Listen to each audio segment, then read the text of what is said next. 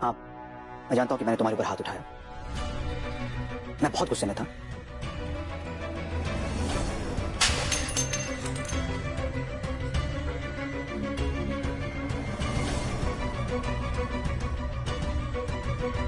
मुझे अफसोस है इस बात का। तुम बेटी हो मेरी, और मेरी बेटी होने के नाते मैं तुमसे उम्मीद करता हूं कि तुम मुझे रिस्पेक्ट दो। पर मुझे कहीं ना कहीं अब ऐसे लगने लगा है कि मेरे प्यार का तुम नाजायज फायदा उठा रही हो। और अगर मैं तुमसे इतना प्यार कर सकता हूं तो तुम्हें डिसिप्लिन करना भी मुझे आता है। तुम्हारे ये जो खर्चे हैं, तुम्हारे पढ़ाई के खर्चे, तुम्हारे सोशल लाइफ के खर्चे, अंदर के बाहर के, ये सब खर्चे कौन उठाता है? मैं उठाता हूं। और ये सब करने के बाद भी अगर तुम मुझे डिसरिस्पेक्ट करो तो मैं उसे टॉलरेट नहीं करूंगा। तो सोचो कि अगर ये सब खर्चे मैं करना बंद कर दूं तो, अपने हाथ खींच लूं तो कैसे होगी तुम्हारी पढ़ाई? कैसे जियोगी फिर? तो ये सब कुछ करना पड़ेगा बिकॉज वो आपकी रिस्पॉन्सिबिलिटी है। और अगर आपको लगता है ना जैसे आप ईशानी को धमकाते हैं, आप मुझे धमकाएंगे और मैं सहन करूंगी, तो you wrong. Let me correct. अब तुम 18 साल से ऊपर हो चुकी हो और तुम्हें अपने खर्चे खुद उठाने चाहिए। अगर मैं तुम्हारे खर्चे ना उठाना चाहूं तो मुझे कोई फोर्स नहीं कर सकता। मैं ये करता हूं क्योंकि मुझे अच्छा लगता है ये करना। As a father I want the best for you and Yash. और तुम्हें अगर ये लगता है कि ये सब करने के बाद भी तुम मेरा अपमान करोगे और मैं सहता रहूंगा तो ये तुम्हारी गलतफहमी है। आप मुझे डरा रहे हैं? नहीं, बिल्कुल भी नहीं। I am just stating the facts. ये वही बात है जो मुझे कहनी चाहिए, तुम्हें समझनी चाहिए। एक्चुअली बहुत अच्छे से समझ रही हूं मैं कि आपने ईशानी को कितना प्रेशराइज करके रखा है।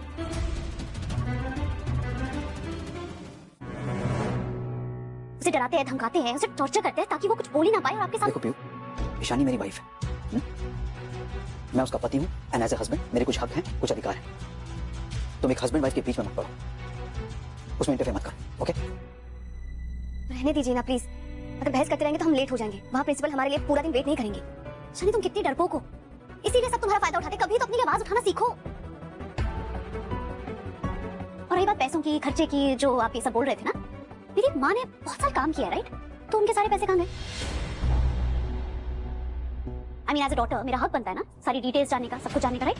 हाँ, बिल्कुल जानने का हक है। तुम्हारी माँ के सारे पैसे, सारे एसेट्स मेरे पास हैं, महफूज हैं, और जब तक मैं जिंदा रहूंगा मेरे पास ही रहेंगे। क्योंकि मुझे याद नहीं पड़ता कि तुम्हारी माँ ने तुम्हारे लिए कोई विल लिखी है। जिस हिसाब से तुम मुझे पूछ रही हो वैसे तुम्हारा हक नहीं बनता। ओके? अब आपको नहीं लगता तुम्हारी मजबूरियों का कुछ ज्यादा ही फायदा उठा रहे हैं? नहीं तो, क्योंकि अगर ऐसा कुछ होता तो यश को भी तो कुछ कंप्लेंट्स होती। वो तो मुझसे कुछ नहीं कहता क्योंकि वो मेरे अगेंस्ट नहीं जाता, मेरी बात सुनता है। और एक तुम हो जो हर बात पे एक नया मुद्दा खड़ा कर देती हो। इनफैक्ट अब तुम्हारी वजह से हमारे बीच में प्रॉब्लम्स आनी शुरू हो गई। व्हाट? मेरी वजह से आप दोनों के बीच में प्रॉब्लम्स आ रही है? रियली? ईशानी तुम्हें भी ये लगता है कि मेरी वजह से तुम दोनों के बीच में प्रॉब्लम्स है? प्लीज अब बस करो। तुम मेरी बात सुनते क्यों नहीं हो? तब से बोले जा रही हो, चुप हो जाओ। अभी अगर ये चुप हो भी गई तो उससे क्या फर्क पड़ जाएगा? उसे ये फैक्ट तो नहीं बदल जाएगा कि इसकी वजह से हमारे बीच में प्रॉब्लम शुरू हो गई, फ्रिक्शन शुरू हो गई। कहानी की शुरुआत होती है जहां पीयू बेझिझक कहती है कि ईशानी का शाश्वत के जुल्म सहना गलत है, लेकिन ईशानी उसे रोक देती है। कहती है कि ये उसका निजी मामला है और पीयू को इसमें दखल नहीं देना चाहिए। पीयू भावुक होकर कहती है कि इस दुनिया में अगर कोई सच में ईशानी की परवाह करता है तो वो बस वही है।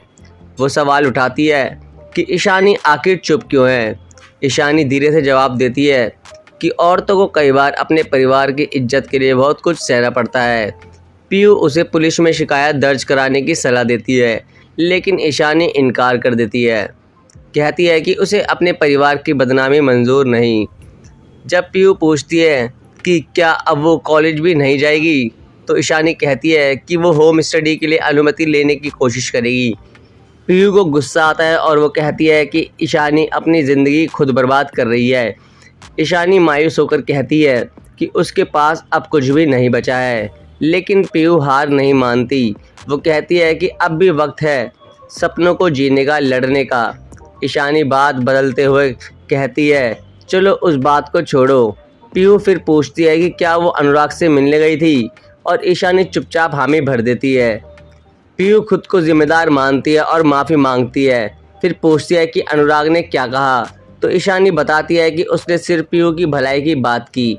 पीयू कहती है कि उसके जज्बात अब भी वही है और वो पूरी उम्मीद रखती है कि एक दिन अनुराग उससे बेपनाह मोहब्बत करेगा, क्योंकि अनुराग को उससे ज़्यादा कोई नहीं चाह सकता। तो दोस्तों आज के अपडेट पे बस इतना ही। वीडियो पसंद आई हो तो लाइक करो और हमारे चैनल को सब्सक्राइब करें।